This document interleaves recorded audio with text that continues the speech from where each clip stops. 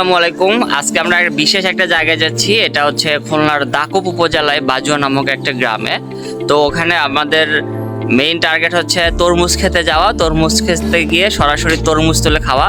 তো আমার সাথে আমার কলিগরা যাচ্ছে, তো আমরা বাইকে করে যাব।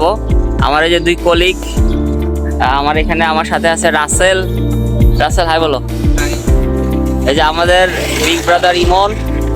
তো আমাদের সাথে 3টা বাইক যাবে খুলনা থেকে। তো আমরা খুব সকাল সকালে আমাদের রওনা শুরু করলাম। তো আমরা হচ্ছে ওখানে পৌঁছে আপনাদের বাকি আপডেট দিব। ধন্যবাদ।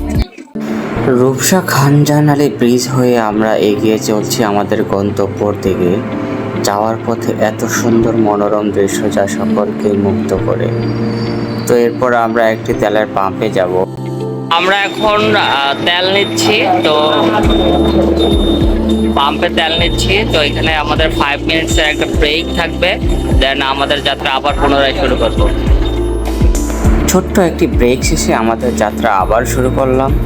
যাত্রাপথে আমাদের চারপাশের সৌন্দর্য আমাদেরকে বিমোহিত করেছে। খুলনা মংলার রাস্তাগুলো এত সুন্দর এবং এত স্মুথ, দুই পাশে ঘের, মাঝখানে হচ্ছে রাস্তা এবং প্রচুর বাতাস। এত বিশুদ্ধ বাতাস শহরের কোলাহল পাওয়া যায় না।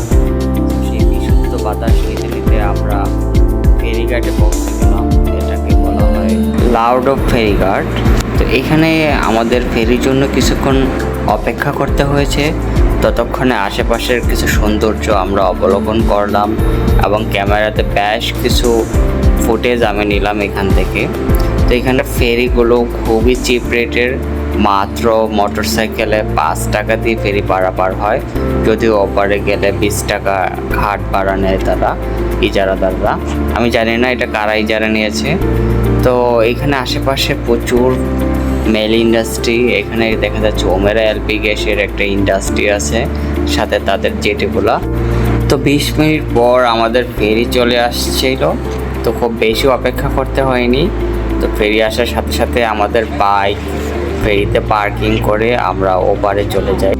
তো আমাদের এই ফেরি জার্নিটা খুবই স্মুথ ছিল, কোনো ধরনের কোনো সমস্যা হয়নি। অনায়াসে আমরা ওপারে পৌঁছে গেছি। তো আমাদের পিছনে দেখা যাচ্ছে এগুলো সব তরমুজ ক্ষেত। তো আমি পরে এখানে যাব, প্রচণ্ড রোদ, রোদের জন্য তাকানো যাচ্ছে না।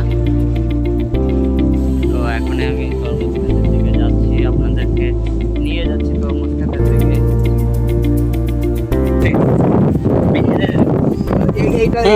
হবে হবে হবে হবে